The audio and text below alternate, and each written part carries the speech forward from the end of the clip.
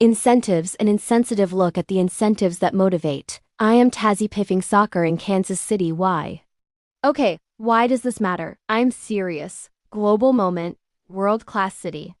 Economic impact. Exciting opportunity. That's all just adjectives. I want to know why this matters. Like, actually. I went to the local news station to ask.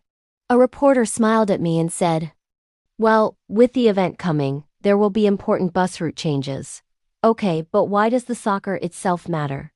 Because of the transportation impact. So if it was anything else, it would also matter.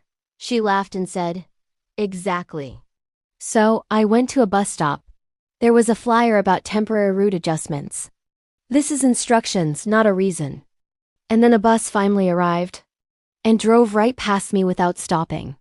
Next, I went to City Hall. I asked the mayor's spokesperson, "Why does soccer matter here?" He told me it puts the city on the map. I asked, "Which map?" He said, "The global map." So I asked, "Okay, who was looking for us?" He just said it's about visibility. Who becomes visible? I asked. He paused. "The city," he said. "Right, but what about the people?" He just said, "We're very excited." Then I tried the sports commission. Why does soccer matter? Because it's an international sporting event, he said.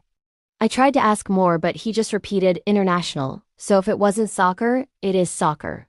That feels circular. He said it was very exciting. Yeah, that keeps coming up. At the visitors center, they told me it's because of the potential storefront opportunities. Potential means it hasn't happened yet, I pointed out. So right now it matters because it might matter later? Exactly, she said. So I made a list. Bus routes. The map. International. Potential. I underlined potential twice. Finally, I went to a city council meeting. I leaned into the mic and asked, "I just want to know why soccer matters." A council member cleared his throat. "We'll have a clearer picture after the April 10th luncheon." What happens at the luncheon? We discuss outcomes. That already happened. This will be more formal. Okay, back at my apartment, I looked at my list again. And it hit me. Oh, nobody doesn't know. They just don't want to say. So I tried something different. Tazzie conducts a seance. I'm sorry to interrupt your attempt to summon the legendary Pell, but as the master of escapes, I've slipped through the veil first.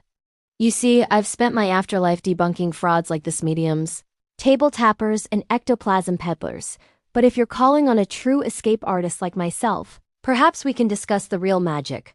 How Pell escaped defenders with such grace. Now, shall I fetch him, or would you prefer a trick instead? If the living can't answer, I'll ask someone else. I lit a candle, and then a man appeared. It was Pell. He looked at me and said, "When I was a boy, we had no shoes, no stadium, no money. But for a little while, we were not invisible. That is why the game mattered." And then he was gone. The lights came back on.